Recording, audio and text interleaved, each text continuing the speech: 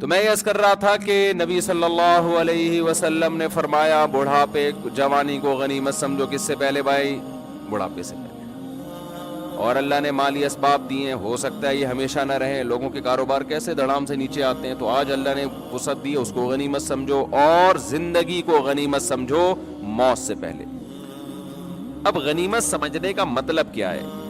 سارے motivational speakers یہی بات کرتے ہیں کہ اپنے ٹائم کو آپ کیا کریں, سیو کریں, اور ٹائم ویسٹنگ بری چیز ہے اور وغیرہ وغیرہ.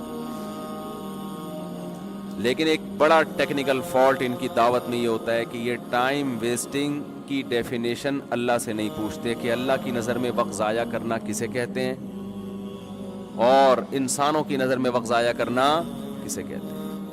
ایک آدمی زنا کر رہا ہے ٹینشن سے بچنے کے لیے, یہ ٹائم ویسٹ کر رہا ہے اللہ کی نظر میں. موٹیویشنل جو مذہب کو نہیں مانتے ان کی نظر میں یہ ٹائم ویسٹنگ نہیں بلکہ ریلیکس ہو رہا ہے. تو آپ جب کسی ریاست میں ہو, خدا کا قانون ہے نا, تو آپ کچھ بھی کر لو, آپ کامیاب اسی صورت میں ہو خدا راضی ہے آپ سے. کتنا آسان کر دیا نا اسلام نے, ہے بھائی. کامیاب کون ہے بھائی؟ جس کا اللہ راضی ہے, ختم. ناکام کون ہے؟ جس کا اللہ راضی نہیں ہے. اب ایک ہدف بنانا آسان ہو گیا کہ نہیں ہو گیا؟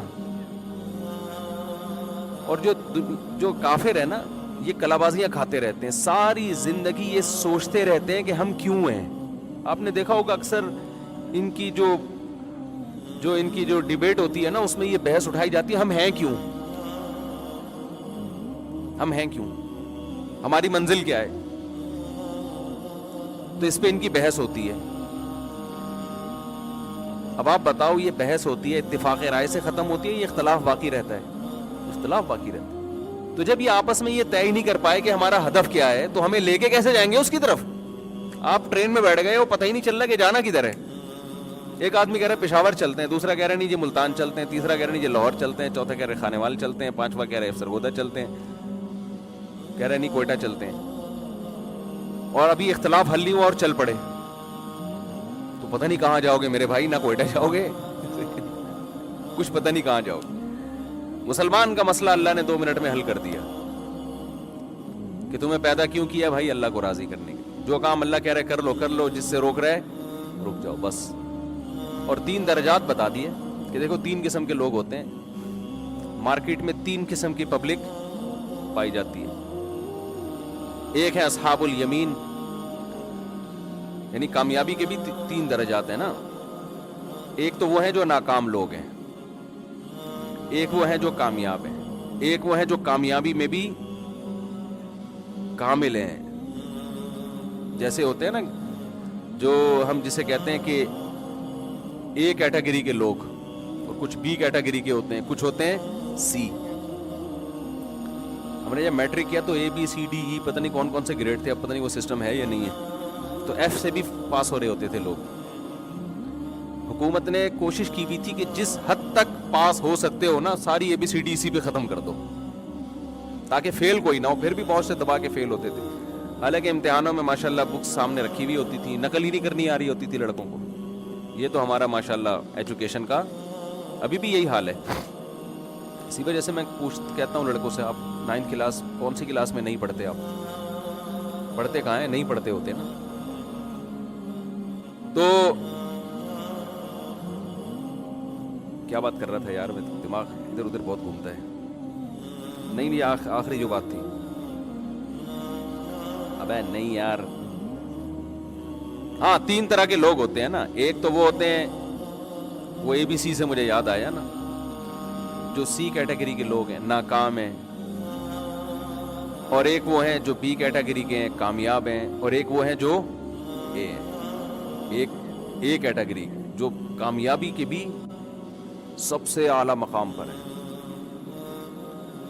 اللہ میاں نے بتا دیا بھائی, کچھ لوگ ایسے ہیں جو گناہوں میں پڑے ہوئے ہیں, خدا نے کہہ دیا یہ مت کرو, وہ پھر بھی کر رہے ہیں. آپ کی زندگی اگر ایسے گزر جائے نا, آپ صرف فرائض اور واجبات پورے کر لیں اور کچھ بھی نہ کریں, تو اللہ کی نظر میں آپ کامیاب ہیں. بس जिस चीज को अल्लाह ने कह दिया तुम पे फर्ज है कर लो, जिस चीज को कह दिया कि नहीं करो उससे बच गए। बस ये है पहला स्टेप कामयाबी का।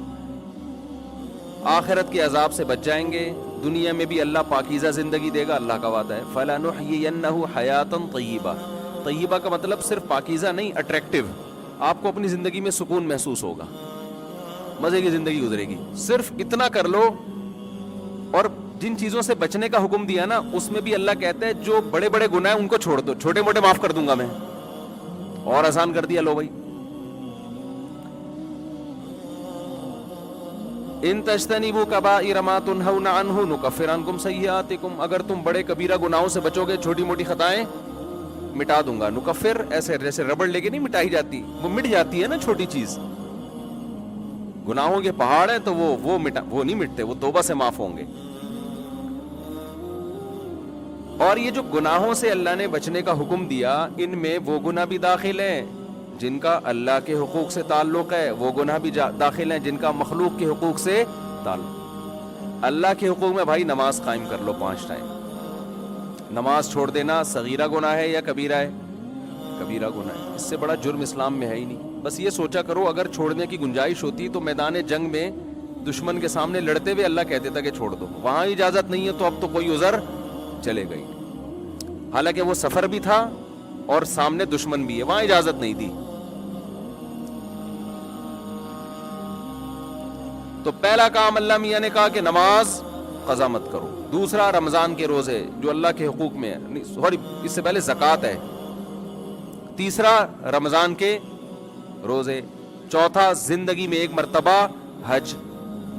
इसी तरह अल्लाह के हुकूक में यह भी दाखिल है कि अल्लाह की तगयीर न की जाए, जिस डिजाइन में अल्लाह ने पैदा किया है ना उसको तब्दील ना किया जाए। तब्दीली बड़ी नौयत की होगी तो बड़ा जुर्म है। मिसाल के तौर पर आजकल जो अपनी जिन्स को तब्दील कर रहे हैं, ये बड़ी नौयत की, बहुत बड़ी नौयत की तब्दीली है ना। मर्द पैदा किया और आप क्या बन रहे हैं? औरत। हदीस में इस पे साफ लानत है। लानल्लाहुल मुखन्नसता मिनर रिजाल,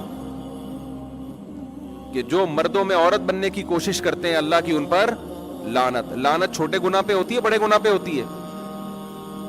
इसी तरह लड़कों से बदफेली की तरफ जाना, होमोसेक्सुअलिटी की तरफ जाना, ये सब ये छोटे गुनाह नहीं है।